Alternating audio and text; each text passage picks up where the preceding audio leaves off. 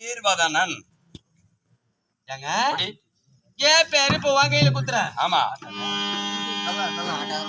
தன்னே நன்னே தானே நன்னே தானே நன்னே தானே நானே நன்னே தானே நன்னே தானே நன்னே தானே நன்னே நன்னே நானே நன்னே கதிர்வாதனன். இந்த பேரு யாங்கையில குத்துறேன். குத்திட்டேன். கதிர்வாதனன் கதிர்வதனன் அமர்த சுந்தரி என்று